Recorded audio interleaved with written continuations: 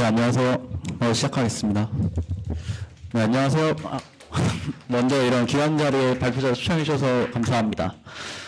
이번 Vue.js를 이용한 백오피스 구현 경험 공유라는 주제로 발표를 하게 되었는데요. 들으시는 모두 도움이 되는 강연이셨으면 좋겠습니다. 먼저 제 소개를 하자면요. 저는 이제 와인포인트라는 회사에서 와인 서비스를 제작을 하고 있고요. 프론트 개발자로 일을 하고 있습니다. 그 다음, 마지막에 기타 링크를 달아놓았는데 심심하면 들어오시면 좋을 것 같습니다. 사진은 촬입니다.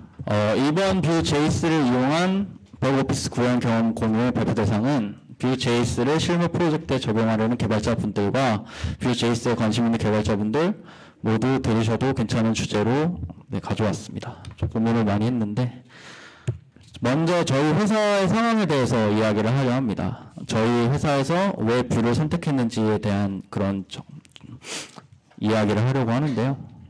먼저 저희 개발팀의 상황은 프론트엔드 개발자로는 갓 들어온 저 한 명밖에 없었고 디자이너도 없는 상황이었습니다. 그래서 레이아웃도 저 혼자 만들어야 했고 또한 물류 데이터 어드민, 그 다음에 물류 데이터 어드민, 점포 페이지 세 가지를 동시에 제작이 들어가야 했어서 정말 노예처럼 일을 했는데 그래서 이제 개발 시간이 너무 촉박해가지고 기술 셋을 정리할 시간도 없었습니다. 그래서 이제 그 전에 이제 개발 스택은 개발에 들어가기 전에 이제 개발 스택을 봤는데요. 저희 쿼리 빌더 마이그레이션 툴을 knex.js 쓰고 있고 백엔드는 node.js 환경에서 express.js를 쓰고 있고요. 그다음 DB는 PostgreSQL을 사용하는 상태였고, 그다음에 서버 인프라는 AWS 쓰고 있고요. 엘라스서치 서비스 람다 이런 거. 그다음에 툴로 젠킨스 GitHub을 사용하고 있는 상태에서 프론트엔드만 이제 공백이 되어 있는 상태였는데요. 이러한 기술 스택이 먼저 정해진 상태에서 가장 효율적인 프론트엔드 프레임워크를 찾아보니 이제 좀 추려졌는데, 일단 리액트랑 뷰를 선택을 했는데 이제 이 과정에서 세 가지를 봤습니다.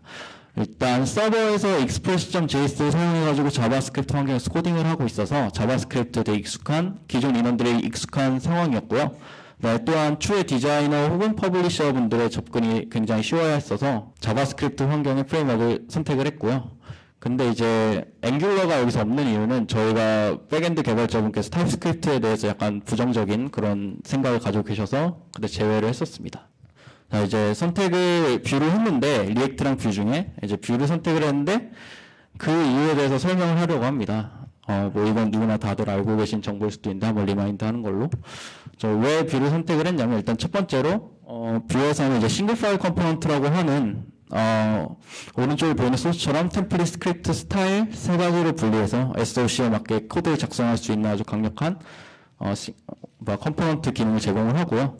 이는 굉장한 장점인 게 저희 회사에서는 디자이너가 먼저 들어오지 않은 상태였고 프로그래머가 레이아웃까지 다 치는 상태에서 컴포넌트 레이어를 이미 만들어 놓은 상태였기 때문에 디자이너가 뒤늦게 들어와서 디자인을 다시 적용을 해야 되는 상황이었습니다. 근데 여기서 코딩 영역이 되게 명확하기 때문에 템플릿 영역과 스타일 영역에 디자이너가 거기 위에 이제 덮어 씌우는 되게 쉬웠고요. 그 코딩 영역이 되게 명확해서 협업식 가시성이 되게 뛰어나다는 장점을 가졌습니다. 예로 저희 회사에서는 디자이너분이 이제 템플릿 등 스타일 등 소스를 저희가 미리 제작해 놓고 이제 별도의 클릭 함수라든가 필요한 기능에 대해서 쉽게 뷰 스크립트 영역에 빈 함수를 만들어 놓는 것까지 아주 쉽게 적용할 수 있는 것을 저희가 경험을 했고요. 그렇게 작업을 하니 이제 리액트의 JSX 등의 문법에 대해 교육하고 실행하는 것보다 러닝 커브가 좋았습니다. 사실은 처음에 리액트를 적용했었는데 디자이너분께서 JSX 이해를 못하겠다고 하셔서 바꾸는 것도 있고요.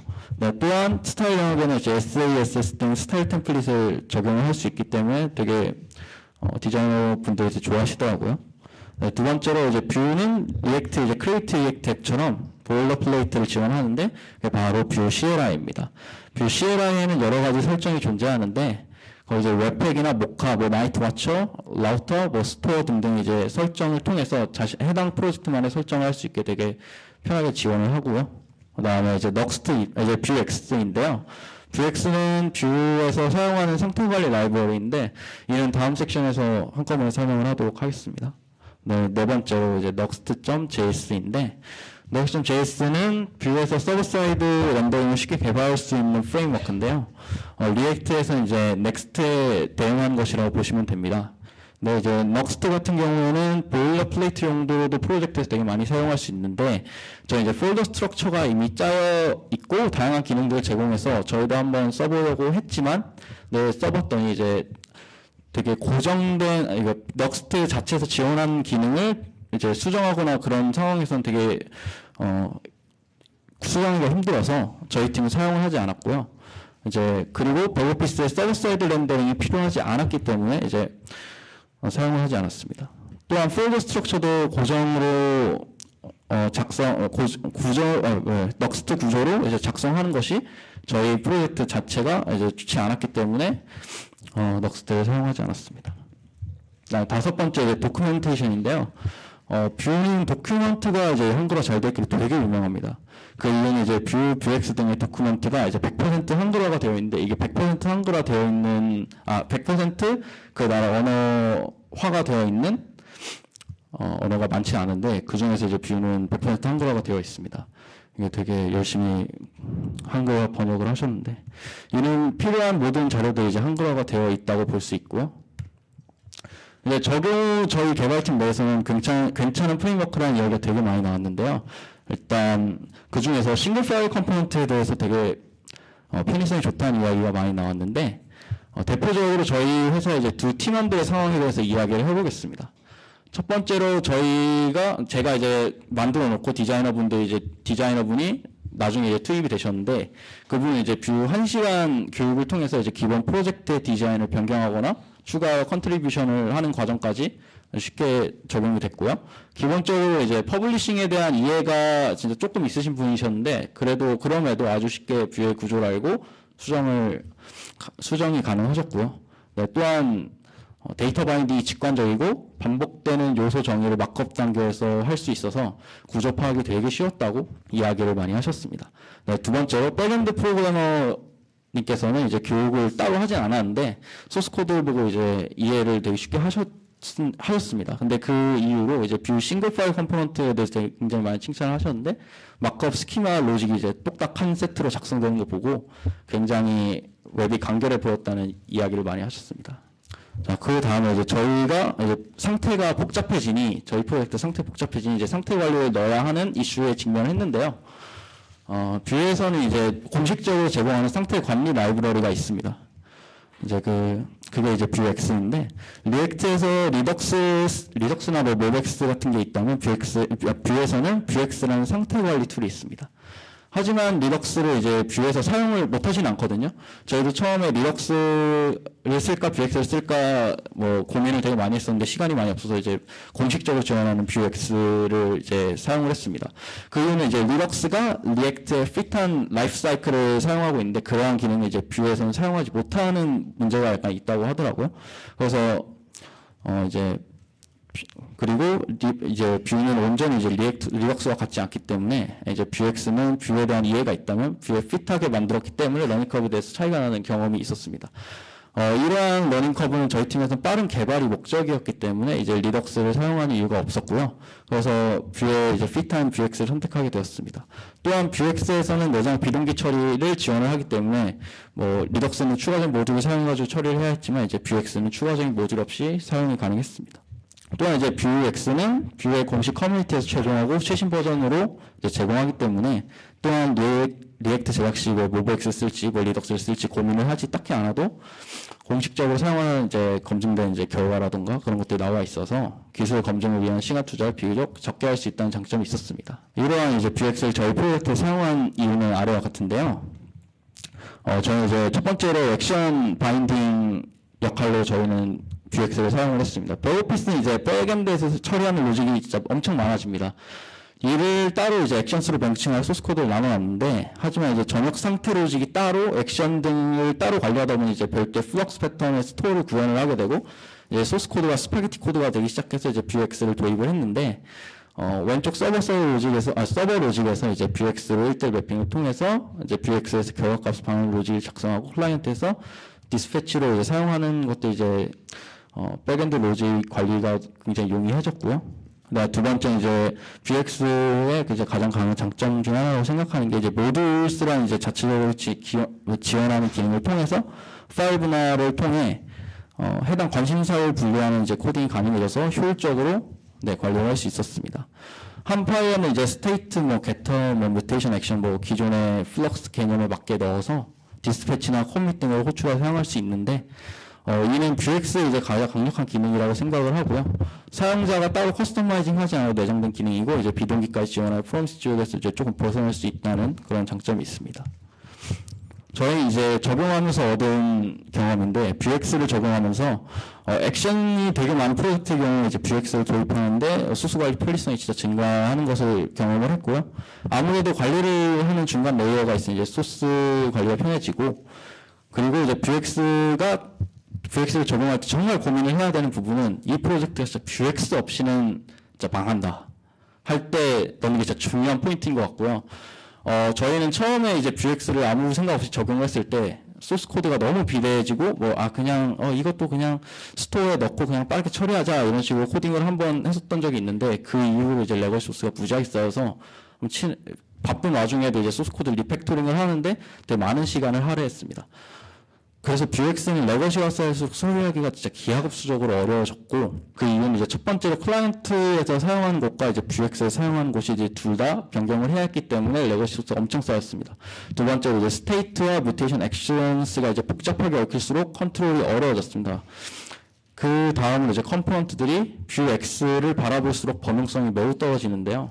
이건 규칙을 정하자라는 저희 내부의 개발팀 내부의 정책으로 이제 규격이 되었는데, 이는 다음 섹션에서 저희가 설명을 하도록 하겠습니다. 저희 프로젝트에 이제 이슈가 되었던 점들에 대해서 이제 정리해서 이야기를 하려고 하는데요. 모두 짚을 수는 없는데 몇 가지 이제 짚어보도록 하겠습니다. 일단 첫 번째로 Vuex나 Vue나 React나 이제 똑같은 경험을 하셨을 것 같은데, 데이터 변경 시 이제 렌더링 갱신이 안 되는 이슈가 있어요. 뷰에서.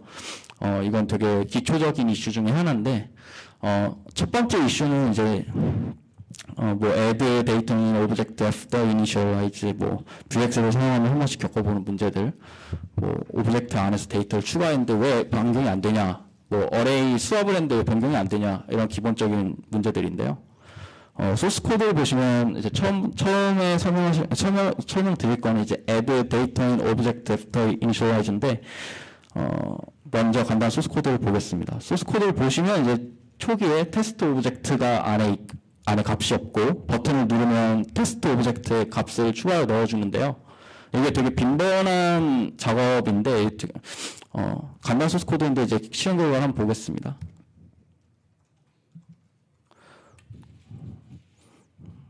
이제 변경을 하는데 이제 렌더링이 안 되죠. 근데 값은 이제 바뀌었습니다. 이는 추가한 B라는 변수가 이제 뷰 내에서 왓처라는 것이 이제 추가가 되지 않아서 반응을 뷰에서 하지 못하는 문제인데, 이 왓처라는 것은 조금 이따 이어서 말씀드리도록 할 거고요. 이 문제를 해결하기 위해서는 해결하기 위해서는 이제 set이라는 뷰 명령어를 사용을 해야 됩니다. set을 change text 메소드 안에서 이제 set을 바꿔줬는데요. 이제 결과를 한번 보도록 하겠습니다. 당연히 잘 되겠죠? 값이 이제 정상적으로 바뀌는 걸 볼 수 있습니다. 요거를 추가적으로 해서 한 가지 예제를 더 보도록 할게요. 이제 array 수합 예제인데, 간단하게 이제 버튼을 변경하면 array 첫 번째와 두 번째 값을 변경하는 그런 소스입니다. 이제 간단한 왼쪽의 템플릿을 이제 v4를 통해서 리스트 렌더링 해줍니다. 이건 이제 뷰 내 문법인데, v4를 사용을 하면은 이제 리스트나 그런 것들을 렌더링을 할 수 있게 반복문인데, array는 이제 오른쪽에 데이터 영역을 생성한 변수이고, 버튼을 누르면 change 메소드가 실행돼서 수합을 해줍니다. 간단한 예제인데, 실행하면 얘도 정상적으로 데이터 값은 바뀌었는데 렌더링이 안 되죠?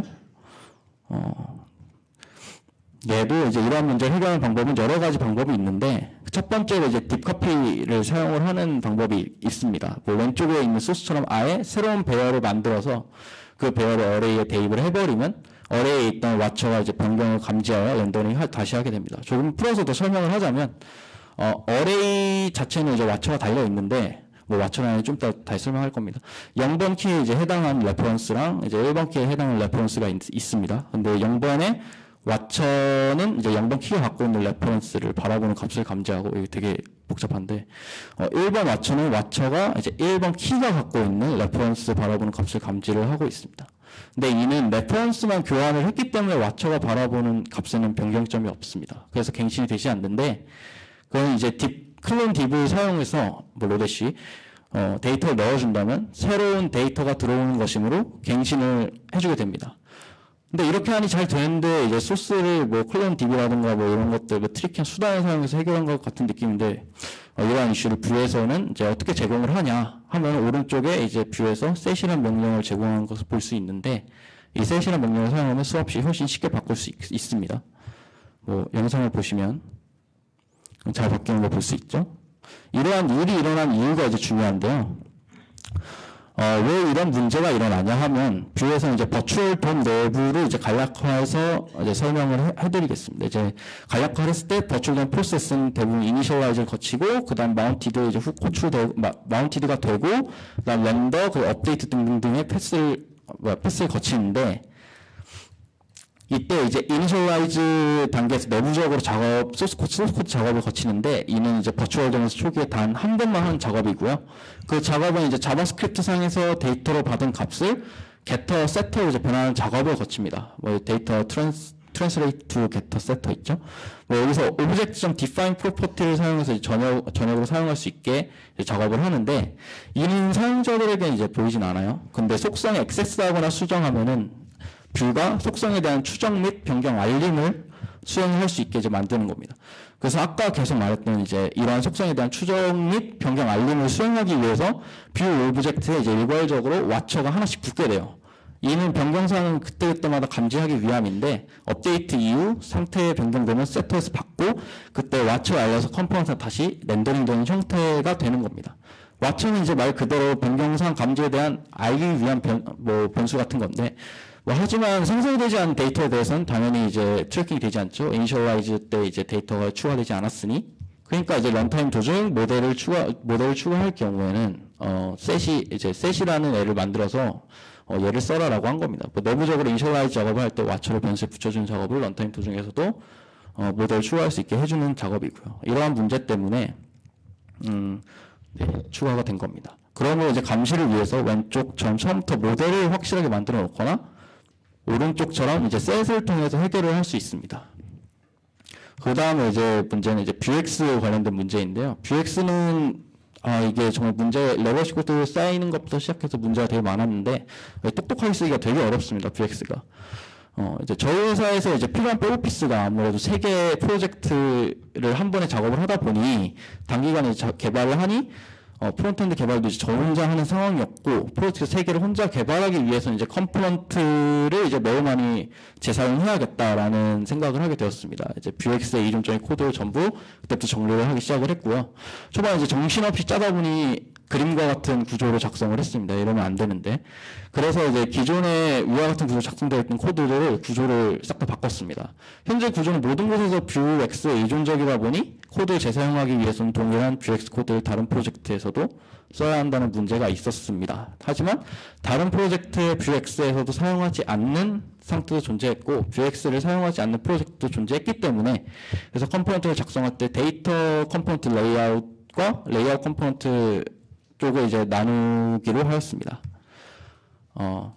그래서 그림과 같이 해결을 했는데, 이게 맞는 방법인지는 아직 잘 모르겠는데, 저희 팀 내부에서는 되게 괜찮게 사용을 하고 있습니다. 이제 뷰엑스에서 데이터를 받아야 하는 컴포넌트라면 데이터 레이어에 컴포넌트를 하나 추가하고, 데이터 레이어에서 데이터를 가공하여 레이어 컴포넌트에 전달하는 아주 심플한 구조인데요. 이런 구조를 작성하는 이유는 데이터 트리와 컴포넌트 트리의 차이점이 생기기 때문인데, 이걸 극복하기 위해서는 다양한 방법을 쓸 수 있지만, 저희 팀의 경우는 뭐 아까 말했듯이 뭐 이렇게 각각 둠으로써 해결을 했습니다. 해결이 잘 되는지는 모르겠는데, 일단은 지금 아주 깔끔하게 짜지고 있고요. 또한 뷰엑스에서 전달하는 데이터가 많아질 때도 문제가 생기는데, 이도 데이터 레이어에서 서비스 로직에 이제 관리할 수 있으니 괜찮게 처리가 되었습니다. 그 다음은 이제 타입스크립트 관련돼서 이야기를 해볼까요? 뷰에서 이제 타입스크립트 도입에 대한 생각이 되게 많이 들었는데, 저희 이제 타입스크립트를 도입을 하려고 했는데, 이제 프로젝트 제작을 하면서 점점 긍정적인 시선으로 변화했습니다. 원래 저희 팀에서는, 타입스크립트 그거 왜 쓰냐, 이런 시선이었는데, 뷰를 사용을 하면서 정말 많은 생각이 들더라고요. 타입스크립트 써야겠다라는. 저는 이제 초기에 웹 개발을 하면서 타입스크립트 도입에 대해서 굳이라는 생각을, 방금 전에 말씀을 드렸지만, 그 생각을 했지만, 뷰로 이루어진 프로젝트 진행하면서 타입스크립트를 도입하면 좋을 것 같다라는 생각이 들었던 시점에 대해서 지금 공유를 할 겁니다. 또한 도입을 하면 어떤 문제에 직면할지에 대해서 많은 생각이 있었으나 이제 간단하게 몇 가지에 대해서 공유를 하겠습니다.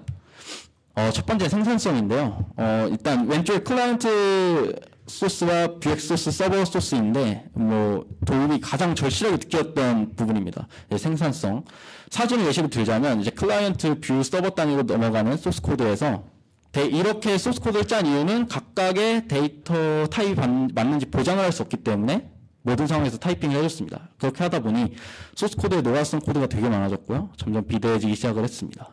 이는 유지보수하는데 굉장히 크나큰 문제가 있었는데 가장 큰 문제라고 생각된 곳은 모델이 늘어날 경우 클라이언트, 뷰엑스, 서버 3개의 소스 코드에 대해서 다 바꿔줘야 되는 문제가 있었고요. 이를 효과적으로 바꿀 수 있는 방법은 정적 타이핑 통해 모델 한 개만 바꿔도 모두 적용하게 하는 것이 생산성에서 큰 차이가 있을 거라고 생각을 했고요. 저희 프로젝트는 아직 자바스크립트 소스 코드로 운영되고 있으나 지금 점진적으로 타입스크립트를 적용을 하고 있고요. 또한 이 타입스크립트는 이제 뷰엑스에서 가장 중요하게 적용을 할 수 있는 점이 가장 컸습니다. 뷰엑스에서는 이제 스토어를 사용하기 때문에 타입이나 이런 것들이 타입 체킹이 되게 중요했습니다. 그 다음은 이제 에러 탐지 어려움인데 타입스크립트가 필요했던 것은 이제 여기도 되게 중요한 부분이라고 저는 생각을 합니다. 실제로 코딩할 때 100% 완벽한 소스 코드를 찾기는 진짜 어렵거든요. 사진과 같이 마크업 단계에서 데이터 전달을 하는 것과 런타임 요구에 의존하는 것을 예시를 들자면 이제 뷰는 이제 싱글 파일 컴포넌트에서 되게 문제가 부각되는데 마크업 단계에서 데이터를 전달할 때 타입 체크가 진짜 어렵습니다. 뷰는. 근데 이 마크업 코드가 굉장히 비대해질수록 어디서 에러가 났는지 어디서 데이터가 어떻게 전달이 되는지 정확히 알 수가 없어요. 그래서 그 값에 여러 가지 타입이 또 들어갈 땐 되게 복잡해지는 문제인데 이 런타임 로그에 의존해서 이렇게 에러를 탐지하는 것이 굉장히 저는 위험하다고 생각을 했고 이는 타입스크립트를 적용하는 데 있어서 가장 큰 힘을 몰아준 것 중 하나가 아닌가 생각이 됩니다.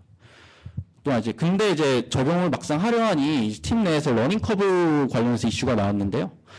타입스크립트를 도입할 때 저희 디자이너분이나 백엔드 개발자분이나 저희 CTO님이나 같이 동일하게 작업을 하기 때문에 타입스크립트 고민할 때 러닝 커브를 고민을 되게 많이 했는데 타입스크립트를 적용하는 경우에 저희가 기존적으로 이루어졌던 디자이너분들 템플릿이랑 스크립트를 최소한으로 고치고 그 다음에 백엔드 개발자분도 그 소스 코드를 따로 설명하지 않아도 이해되는 그런 플로우가 테스트로 적용을 해봤는데 이어지더라고요. 기존의 플로우를 그대로 가진 상태에서 타입스크립트로 바뀐 코드가 스크립트에서 이제 함수 적용 및 변수 적용, 이제 스트링 넘버 등의 타입 정도만 교육을 하면은 아주 원활하게 굴러가는 것을 저희가 경험을 했습니다. 그 이유는 이제 타입스크립트를 점진적으로 대입을 했기 때문인데요. 타입스크립트를 한 번에 되게 많이 엄청난 고급스러운 문법을 써서 바꿨다. 이거는 솔직히 말이 안 되고 기본적으로 스트링이나 넘버 등의 타입 정도에 대해서 적용을 한 다음에 그 다음에 이제 점점 거급스러운 문법을 사용하는 것으로 점진적 도입을 저희가 시도했는데 지금은 굉장히 잘 바뀌고 있는 것 같고 또한 내부적으로 타입스크립트 스터디를 진행을 함으로써 서버 쪽도 이제 타입스크립트를 적용해야겠다 이런 생각이 들 정도로 이게 괜찮다라는 생각이 들게 되더라고요. 그래서 저희 팀 내부적으로는 러닝 커브가 되게 가파르진 않았습니다. 하지만 타입스크립트를 이제 아까도 말했지만 전문적으로 잘 쓰는 것은 스터디나 이런 것들을 통해서 개인의 노력에 대해서 이제 전문성이 이제 달라지는 거라고 생각을 합니다. 그래서 이제 결론은 저는 이제 뷰를 개발하는 데 있어서 필요한 필수적인 모듈들이 이제 다 만들어져 있었고요. 문서 커뮤니티 훌륭하게 이제 잘 되어 있습니다. 한국에 Vue.js 코리아 슬랙 들어오시면 진짜 엄청나게 활발한 토킹이 이루어지고 있는 걸 보실 수 있고, 그다음에 뷰 자체는 이제 여러 가지 풀이 있지 않기 때문에 여러 가지 풀이나 그런 것들이 있지만 뷰에서는 Vuex를 쓰게 권장한다. 그건 공식적으로 지원하거나 그런 것들이기 때문에 개발에 바로 들어가기 쉽도록 만들어져 있습니다. 뷰는. 또한 싱글 파일 컴포넌트로 인해서 협업이 쉬워진 것이 매우 큰 장점입니다. 물론 이게 뭐 리액트의 뭐 JSX가 더 협업이 쉽다고 생각하시는 분도 계시겠지만, 다만 싱글 파일 컴포넌트는 뭐 조그마한 것도 컴포넌트로 나눠야 해서 되게 불편한 점이 있긴 합니다. 뭐 이 면에서는 JSX가 더 편하다고 저는 생각을 하는데. 그리고 이제 타입스크립트를 쓰려면 조금 번잡한 부분이 있는데, 이 부분 뭐 템플릿 안에서 뭐 타입 트래킹이 되지 않고, 뭐 클래스 내에서 디스 호출이 되도록 뷰 클래스 컴포넌트라는 뭐 데코레이터를 써야 된다는 단점이 있고요. 근데 이러한 단점을 딛고 뷰 3.0에서는 뭐 여러 가지 기능을 지원하는데, 뭐 타입스크립트를 정식 지원하는다고 이제 뭐 PPT나 이런 것들이 만들어져 있어서, 그때는 이제 기회가 된다면 타입스크립트 적용한 뷰 JS 개발 후기를 이제 작성해보고 싶네요. 그래서 뷰 JS로 지금 실무에 들어가셔도 괜찮은 것 같다는 게 이제 결론입니다. 네, 감사합니다.